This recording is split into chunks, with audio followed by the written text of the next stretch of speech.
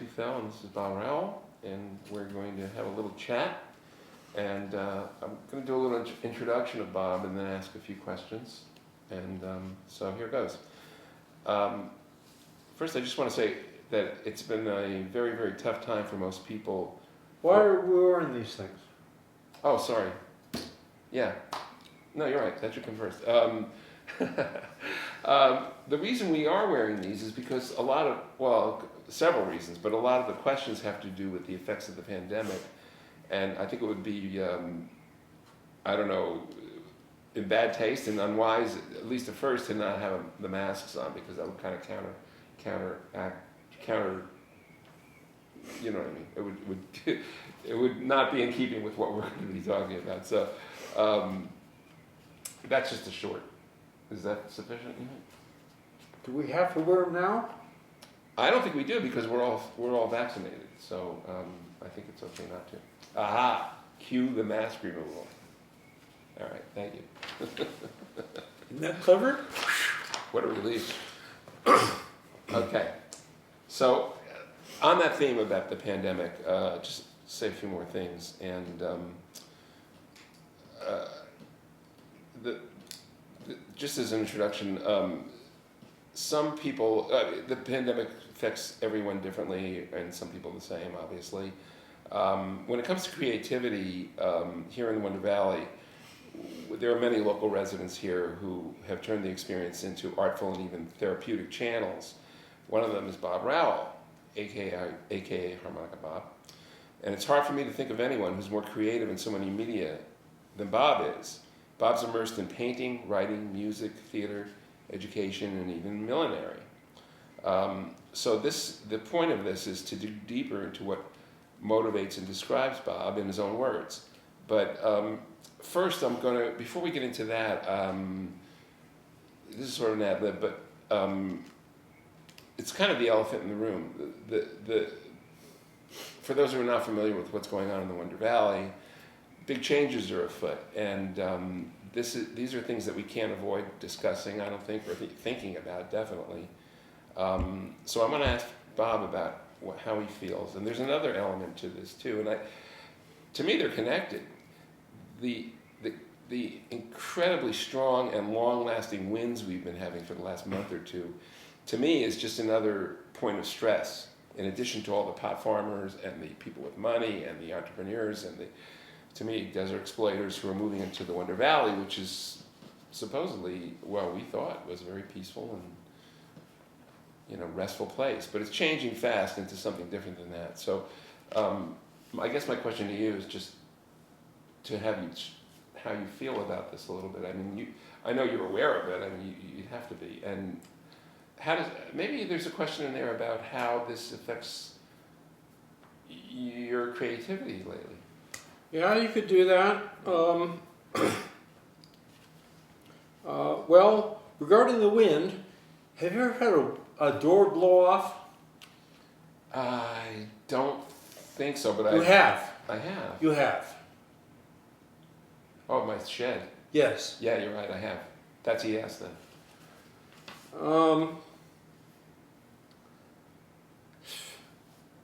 It's a different life out here, and there are lots of things that people want to change and wouldn't want to put up with if you knew about them. So I want people to know about them. I lived next door to you. You sure did. And you're part of the ongoing saga of where I live. So I wish you were still there. You used to have vistas. I sure did. And now? He actually was willing to take down the wind blew down the fence of his to my east, and David Green and myself convinced him. It didn't take much convincing to just leave it down. So I have that part restored, but the rest is just blocked. It's a crime. It really upsets me. And anyway, yeah. So that's just one example of who knows how many. Well, and you are probably aware that right after I was happily living there as your neighbor, some guy from outside who doesn't have much understanding of Wonder Valley, he says he loves the desert because he went to Burning Man. That's true.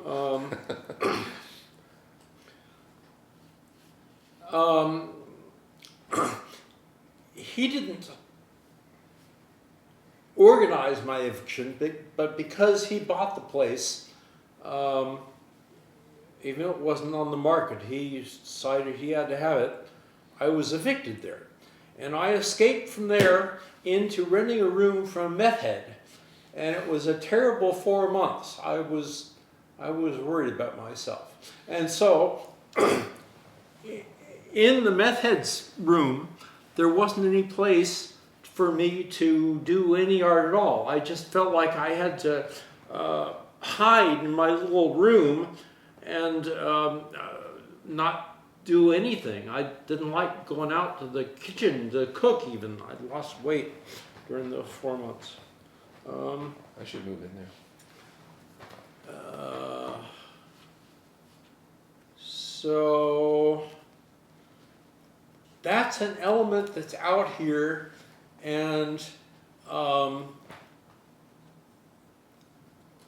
the more people that come out here that don't want to fit in, you don't have to fit in, but you can exercise not fitting in while not screwing people over. Exactly. That's exactly right. But he thinks he has fit in, I think. He doesn't think he's doing anything wrong. He just doesn't see it.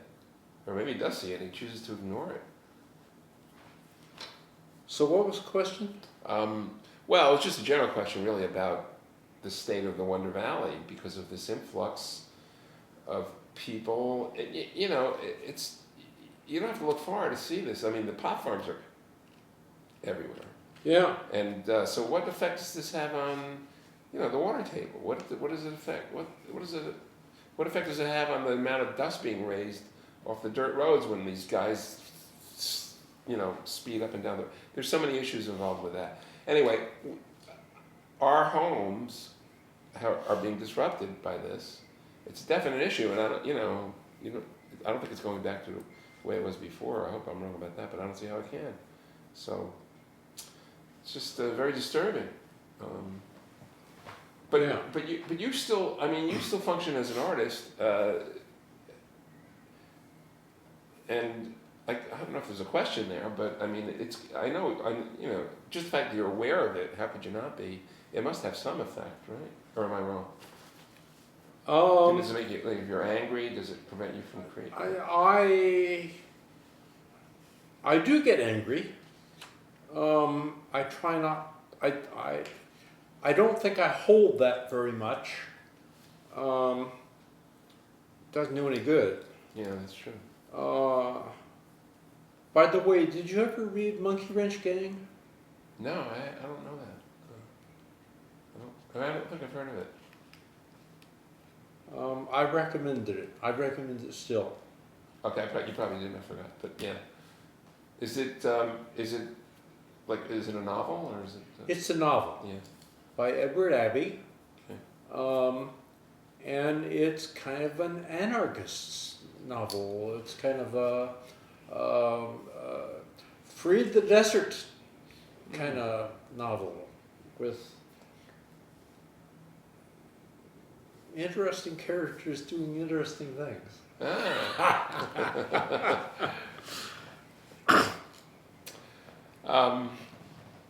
Okay, well, we can get back to that. I hate to use this phrase, but we can circle back to that if we need to. Let me just pose a couple of these questions to you. These are one at a time. One at a time, of course. This is kind of a deep one, I guess. How would you describe yourself, Bob, and why do you create?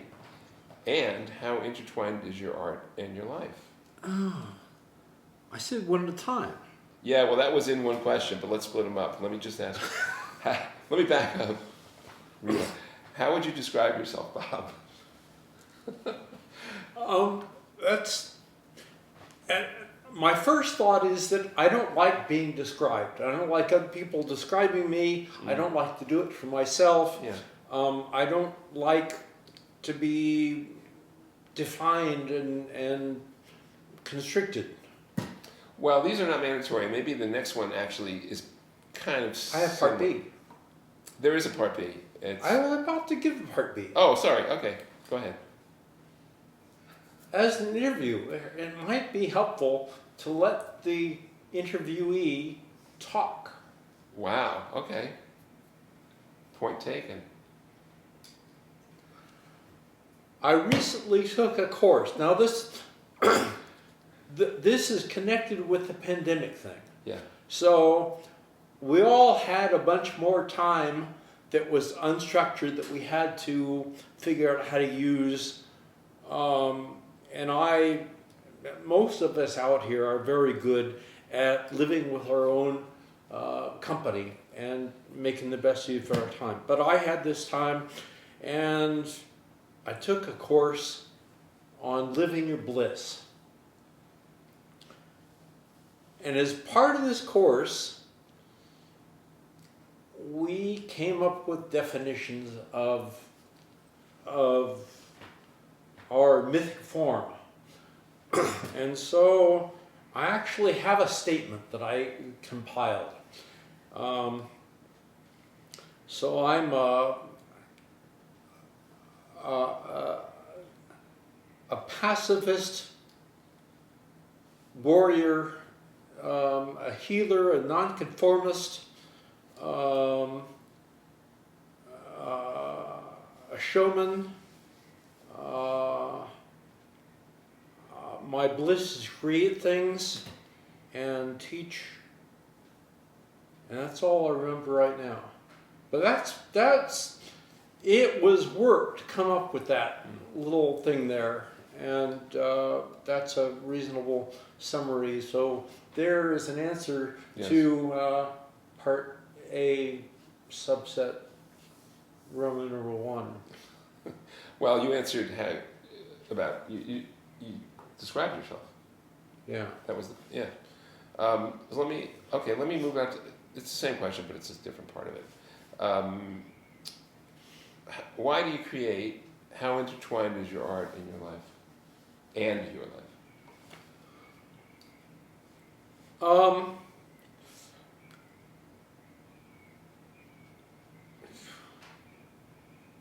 That's again a two-part one then. Yeah.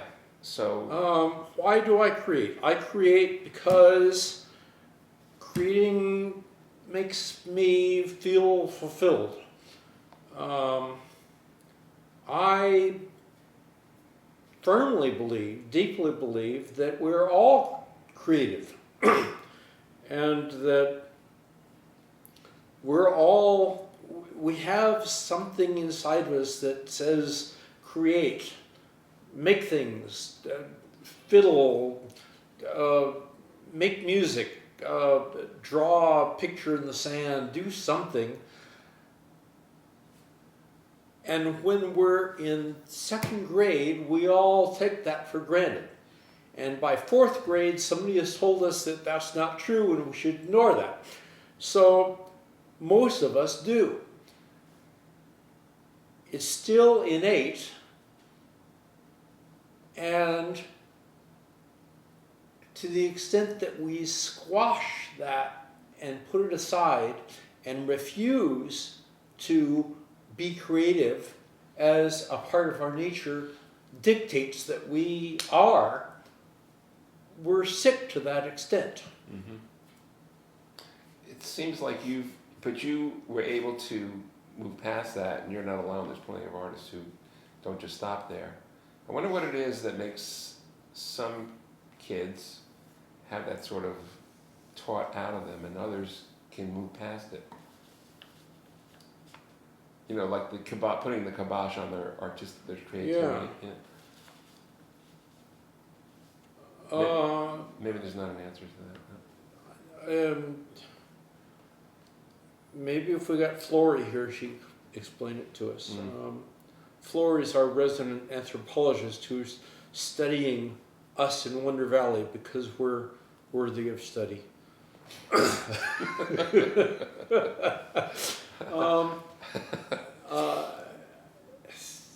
I think family upbringing must be part of it. The kind of teachers you have, if the teachers say, okay, class, sing, except for you in the back row, you don't sing very well, just move your mouth.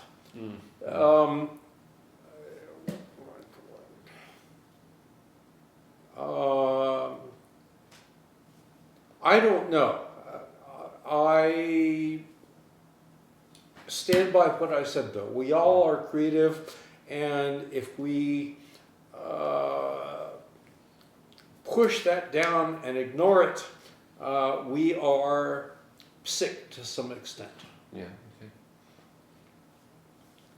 Let me ask you about your recent work, and so have you talk about that a little, and also what effect the pandemic has had in your more recent work. Well, I brought some audio-visual aids.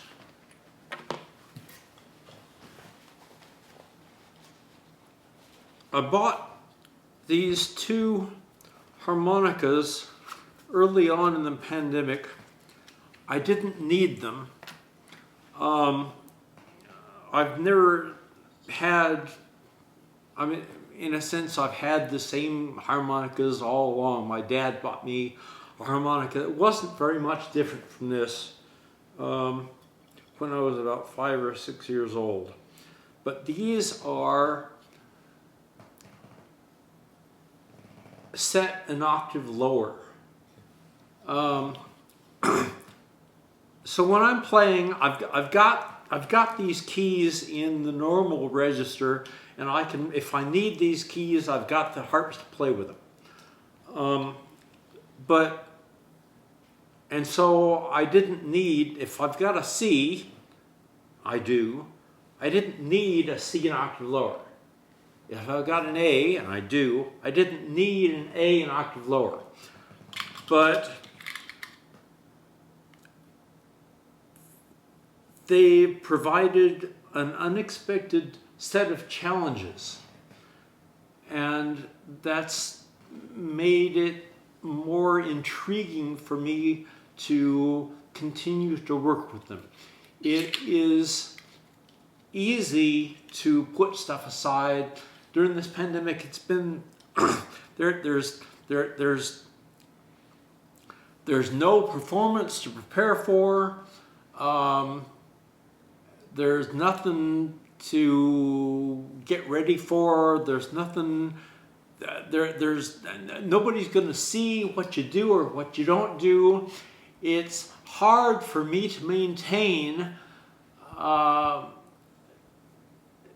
keeping, playing, practicing, painting, doing anything without that draw of preparation for somebody. That's probably more important to me than it should be. There's an extent to which this is unhealthy for me because I like playing, and when I don't play, I'm not exercising that creativity, and I get a little bit sick.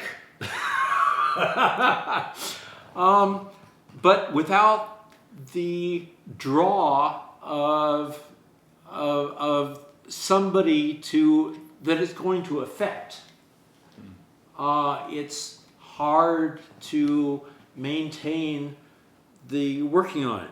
But these guys, they're interesting, and as I said, they present some challenges that I am still working on. I've been working months on these, and to get them to behave right, I'm still working on it. I wanted to bring that up. I'm excited to bring it up for a few reasons. It touches on what what is this? How does this relate to the pandemic? So the pandemic has been a big hole when there hasn't been opportunity to, for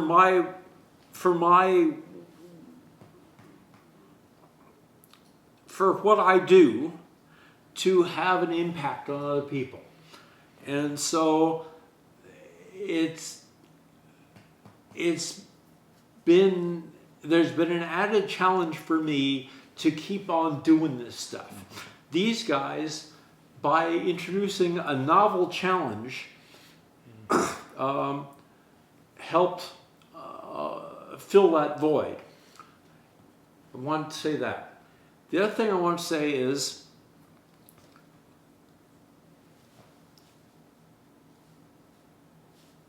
I'm okay at playing harmonica,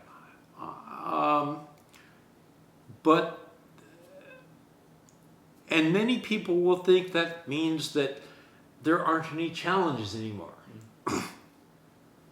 And that's wrong. I'm going to try to do some stuff that I can't do yet, but I'm getting better at it. Isn't that gorgeous?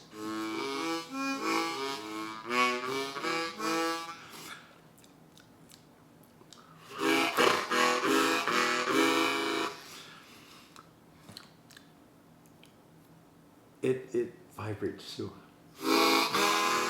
Put your finger on that. Oh yeah.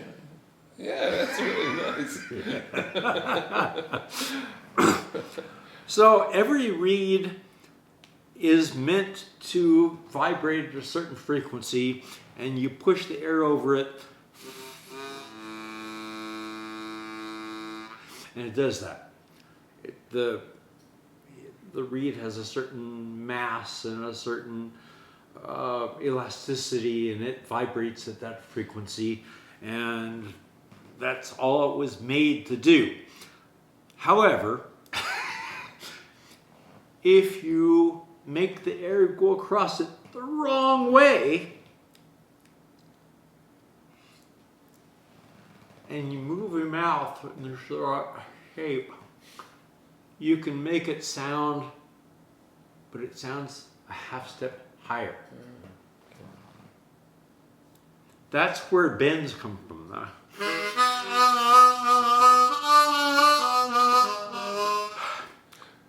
It sounds like you got that reed and you're making it vibrate slower to get a lower note. That's not true. What you got going is the other reed in the hole. You got all these holes, and each one has two reeds in it. You're making the other one play the wrong way. There's the draw reed, there's blow reed on that hole, and I'm gonna make that blow reed play a half step higher. So it wasn't solid right on that. And there are other ones that are worse. So, okay, go ahead. Go ahead. No, I never thought of this before. Maybe I have, but when you said blow reed and draw reed, that means you're playing it when you're inhaling and exhaling both, right? Correct. Oh, okay. I wasn't. Yeah. Okay. Yeah.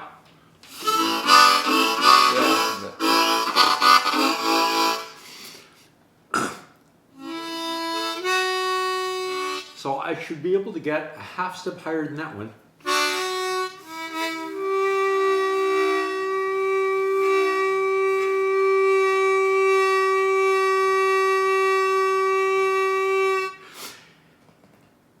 You, I hope, heard that it improved over those few seconds.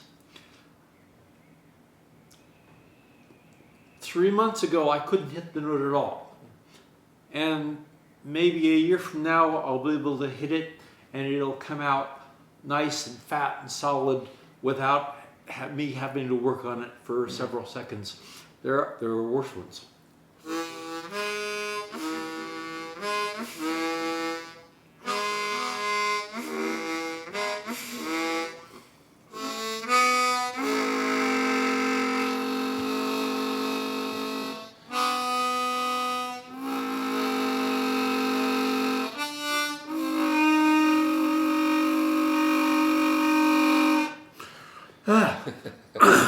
So, I know the notes are there, and trying to make them come out. If I worked for half hour on that, that note would come out fairly decent. And tomorrow, maybe after only 29 minutes, it'll come out fairly decent. The next day, maybe after only 28 minutes. So it's been an interesting process, and having a novel challenge has been important in helping me keep moving with these guys. And so I was going to ask a question about, but I think you actually just answered it, about if you have a common, I don't know, way of operating across all the different artistic fields that you're involved in. And that sounds like maybe an answer to that question, what you're saying about attacking this one particular issue on the harp. Is it, can that be translated to your painting and your, it's like a mindset in a way.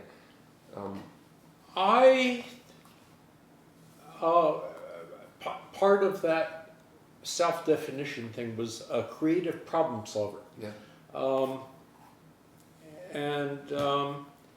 I enjoy that to an extent. I don't invite lots of problems, but I enjoy toying with things and trying to come to the solution.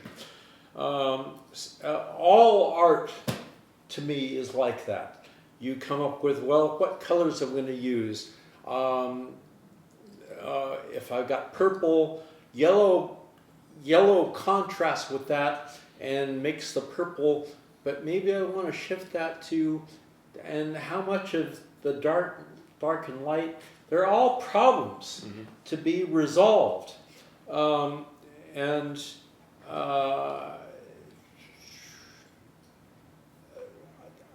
think that is a common theme with these provide problems. How do I get these stinking notes come out? I practice.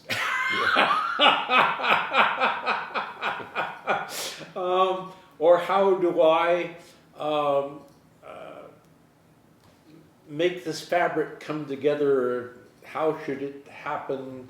How do I resolve this? How do I fix this problem that I hadn't thought about before? How do I? So that is, if we're divining commonalities, that's one of them. You told me, I may be remembering this wrong, but I think this is a while ago. You once told me, and I could be remembering this incorrectly, that you, as many times as I've seen you perform and you seem totally at ease, that you really don't like being in front of people like that? Or maybe not like that, but just don't in general. Am I remembering that right? I dislike being among people. Among people, okay. I enjoy being on the stage. Yeah. I'm comfortable being on the stage. But mingling with people, I don't like people that much. Okay, we're done. That's amazing to me. I see you as very sociable. I see you at the various venue. Well, there were one of the venue. It used to be more. You're a schmoozer as far as I can tell. I'm blessed to have friends. Yeah.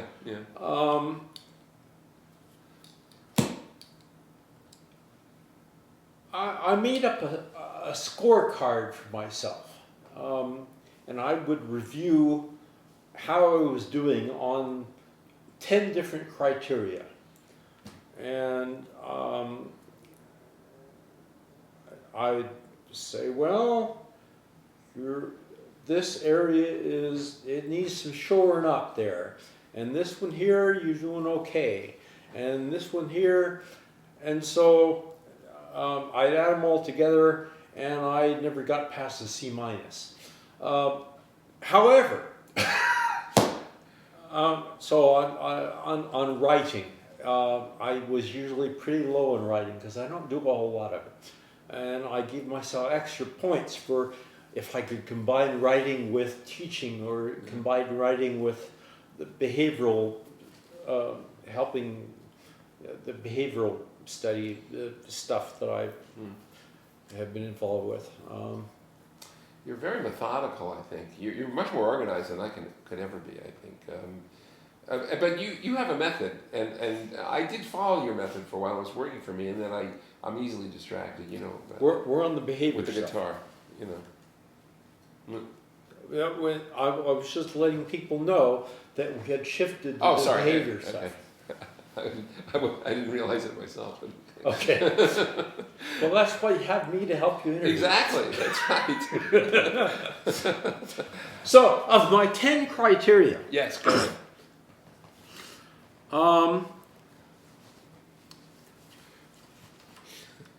One was, do I have what I need? And I score 100% on that. I've got a place to live, I've got food to eat, I've got a car that works.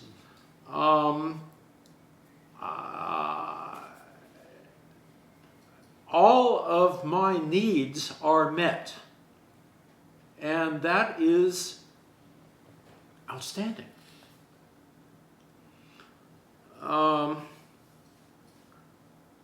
So, to have 10 criteria and have one be 100% is remarkable. Mm-hmm. But wait, there's more. I've got friends. I score 100% on friends. There are people that have more. Well, I have to say, that's astounding because you just said that you don't like being around people. I don't. But yet, isn't that a little contradictory though? I mean, because how can you, I can't explain it, I'm just asking. You're not a hermit, you're with people a lot, so it doesn't. David Green says we're all hermits. Well, it's more or less, I'd say. Some are more than others, yeah. I don't know. That's. It just kind of surprises me to hear you describe yourself as not liking to be around people because you are around people. I like to be in front of people. Yeah. And I like to spend some time with friends sometimes. But as I understand it, people are either energized by rubbing with lots of people, mingling and talking and socializing and that stuff, or it demands energy from them to be in those situations. And it surely is a continuum with people extremes on both ends and people in the middle and a little bit of wishy-washy stuff. Yeah. For me, generally, it is a drain to be around people. I guess it's simplifying to say it this way, but I mean, you can feel both ways in the same day or in the same evening. You know, sometimes you're into it and sometimes you just don't feel like it. Yeah. So, yeah, that's actually understandable. Yeah. It doesn't hurt to have a bottle of Lindeman's iambic around. That tends to loosen the tongue a little. So let's see. I don't know. I think we're through. But I always ask at the end because I watch other interviewers who really know what they're doing. Did Dina show the clock or something? The what? No, we weren't doing because this can be edited. No, there's no, that's too much pressure.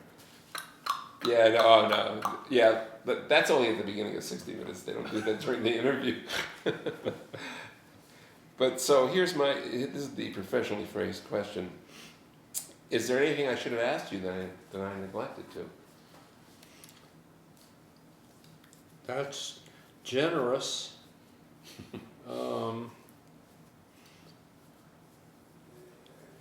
I suppose it's premised on what we're trying to accomplish.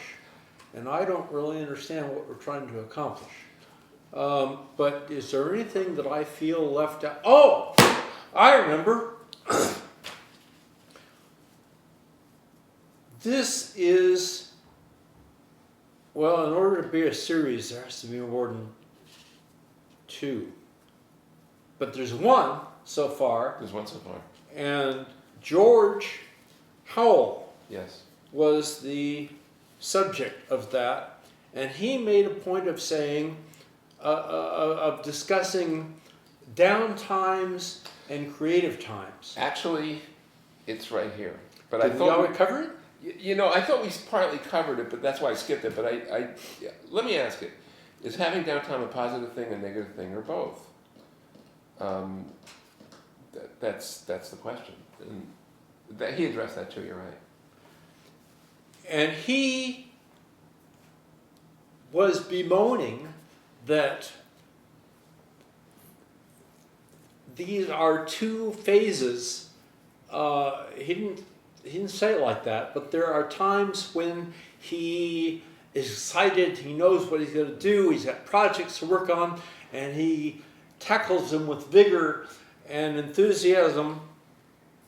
And there are the other times when he didn't see what the next step was or didn't feel like doing anything, and he thought that those were negative times. Negative meaning unfortunate. Okay. Like in art, we have negative space. You have your featured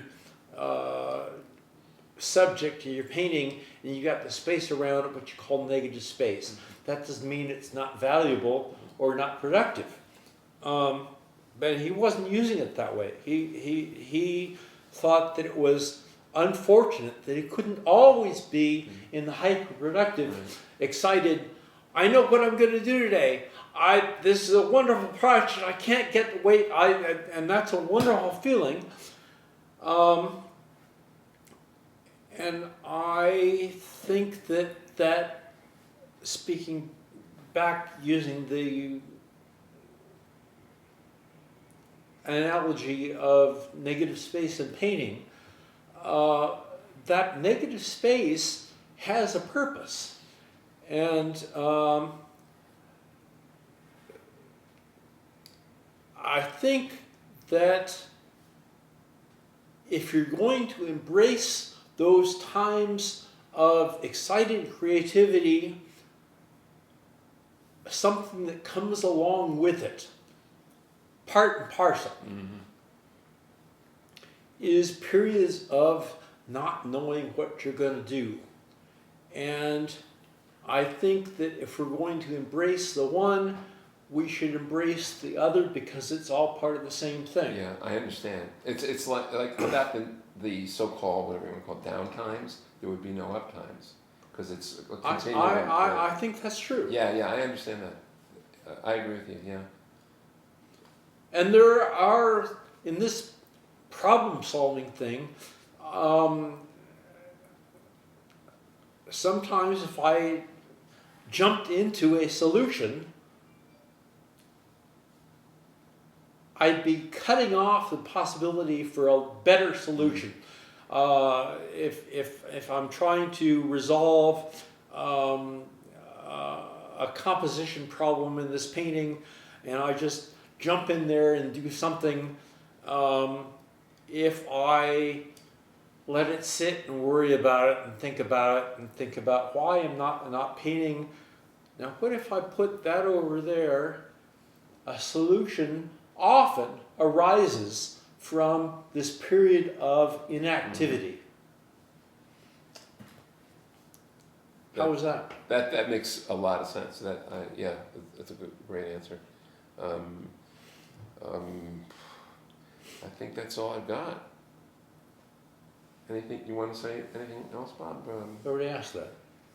Yeah, I did. Boy, you're strict. You got something, Jeff? What brought you to Wonder Valley? Good. And when did you come to Wonder Valley? Two-parter.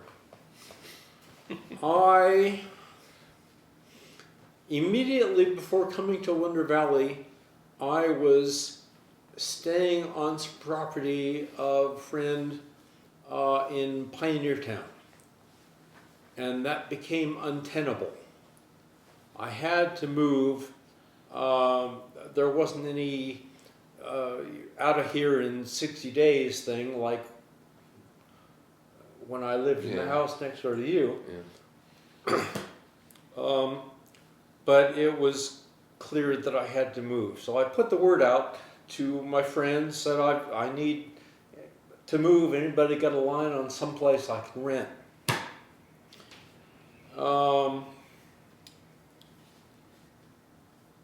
Bill Winter, my musical partner, who lives out here in Wonder Valley, said I'll ask around. I'll ask the Sibleys, who own lots of places around and often have places to rent.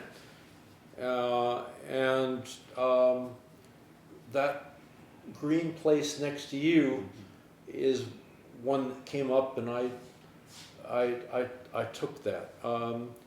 It was a choice that I'm happy with, but it didn't feel at the time as if it were a choice among many. It didn't feel like I have many possibilities and coming to Wonder Valley looks like the best one. It felt like I have no possibilities and here is a chance and I'm going to grab at it. That's how I ended up there too, actually.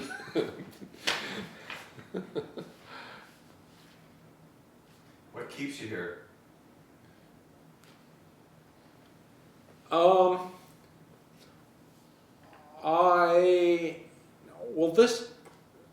Much of this was not so during that time when I was a prisoner in that meth addict's house. But I have a place where I can pick up my instruments in the middle of the night and play, and nobody's going to be bothered. Well, they wouldn't have been bothered either. But I didn't feel comfortable doing that. And I can paint. I can get up in the middle of the night or in the day, and it doesn't. Nobody is affected by my activity. So I have this rich opportunity to do what I want. And what I want involves creating stuff, painting and playing music and maybe making a hat or something. So I can do all that. I couldn't do that in, I could do it in the place Doug has that I get evicted from. And I couldn't do that at Craig's place. And I can do it now. So there's that. And I've got my musical partner, Bill. Now, I am a pretty good musician.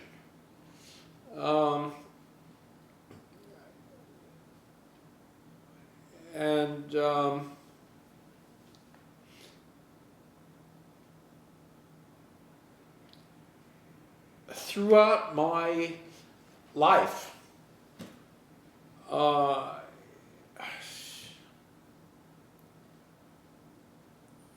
the times when somebody has said, what you've got to offer is something that enhances what I do. If we have a partnership, we can make something that is more complete, more whole, more effective at touching people than us doing it alone. Bill has done that for me. So I've got this opportunity where Bill says, your musicianship, your ability to play that harmonica, the things that you add to the music are something that I'll go beyond tolerating it, which is the general reaction throughout my life. To it being welcomed. So that is special. And if I moved away from here, I don't think I have that. And it would make me sick. Wonder Valley, okay, another thing to this. Why do I stay here? Wonder Valley seems really unusual in another regard, and that is a supportive community.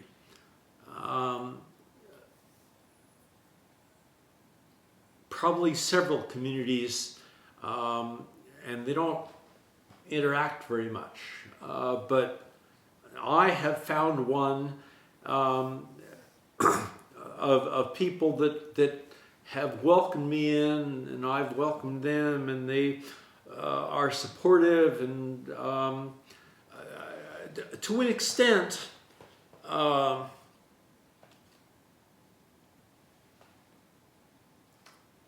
as a whole, that I find unusual. I haven't.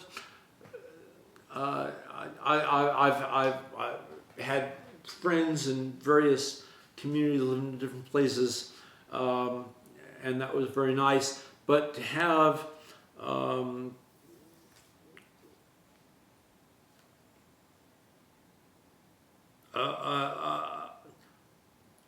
a living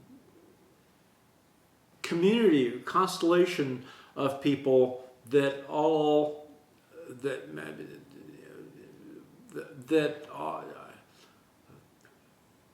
make you feel at home. This is, in my experience, and I've had a fair amount of experience, this is unusual. So that's another reason for wanting to be here. I would, you know what I would like, if you do it, I've seen some of your writing, and up until not long ago I didn't know you did much writing. I think I'd like to see more of that. I think that's a part of what you do that's not that well known, maybe. And you've got a real talent there for that. Well, thank you. And I enjoy having written. Yeah. I don't like writing, but I enjoy having written. It's again, this problem solving. How do I convey? What do I have to convey? Well, is it a story? It needs conflict. Where do I bring the conflict? What are the right words? That going to work. It's not the right one. How do I resolve that? I like doing. It's a pain in the ass. I don't like doing that, but it's a process that strikes something that I enjoy. It is a lot of effort, and having done it, I'm able to say, "Hey, look at that! It works." Yeah. I have. Do you write songs? This is an odd thing, because I like words. I genuinely like words. Your vocabulary is amazing, and what I've seen that you said to me, writing. But it would seem like a natural for you, though. It would seem like a natural. Many people are surprised because I like words, and I like music, and putting them together would seem to be like bread and butter. Yeah. Or bacon, lettuce, and tomato. Or Tim Tams and coffee. Yeah. But I don't. I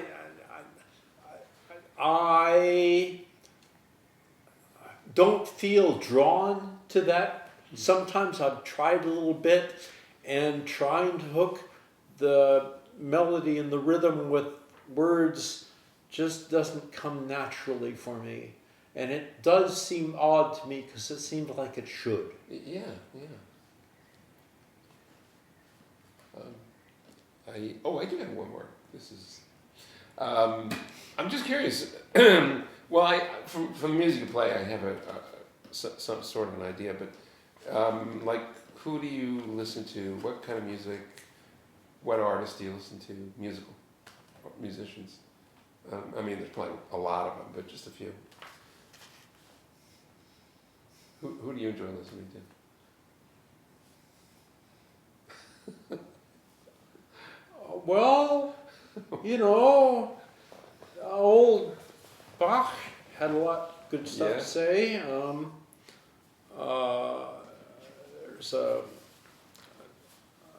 composers out of this, heard described as interstitial, after the classical period and before the modern period with Stravinsky and this atonal stuff. There was a section in there where people were doing kind of wildish stuff that was still clearly melodic. Hovanes and Janacek were in there. I like those guys a lot. I'm fond of the little armadillo instrument, the charango, out of the Andes. They take an armadillo shell and they scoop the armadillo out first. Really? A little mandolin kind of instrument. And they play that with those pan flutes, so that's really cool stuff. Wow, I didn't know about that. Turlock O'Carolan, a harper. There's a distinct. You'd think that harpist and harper would mean the same thing, but harpists play those big things with the pedals, and they set them over their shoulder and all that. Yeah. And harpers play something that's usually about this big, and so O'Carolan was maybe the last Irish bard.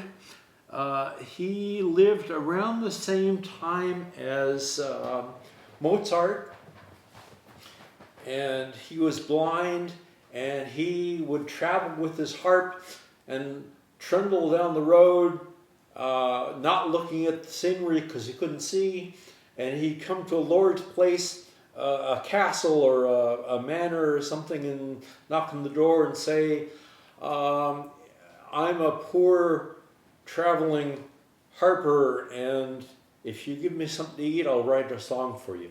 And beautiful stuff.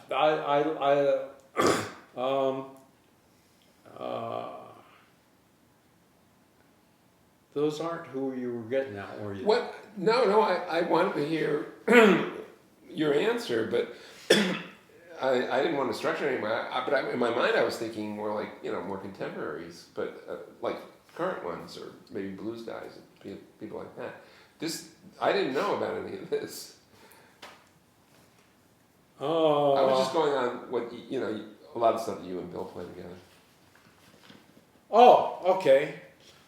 We call ourselves blues infused. So most stuff we do, Bill has written himself, but we include a lot of stuff that's blues related. Right. So we include Ellington in our repertoire. That's pretty cool. Don Gibson? I don't know him.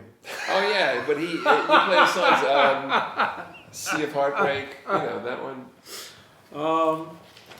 So Sonny Terry and Bernie McGee, we throw in some stuff from them.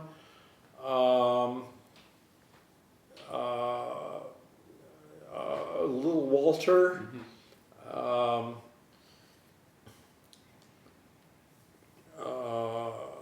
Like Billie Holiday sometimes. Like Bessie Smith a lot. A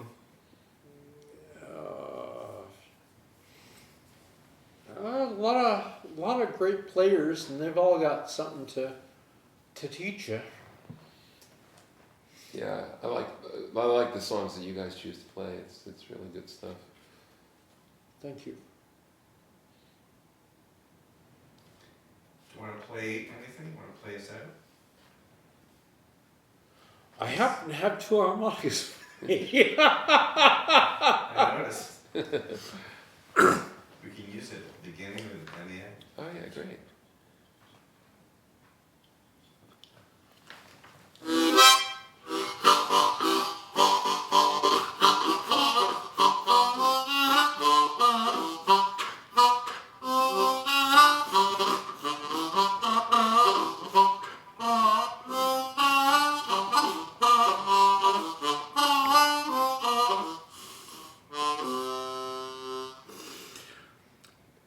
Those reeds are long and heavy, and in order to get them to play when you want,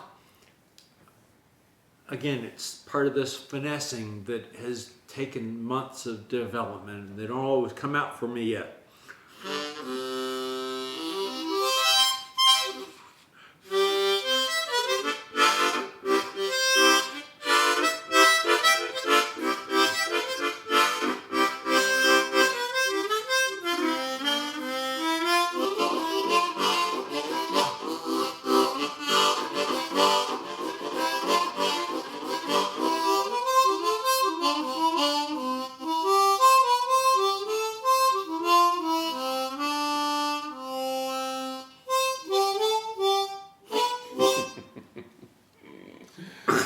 Hey farmer, where does this road go?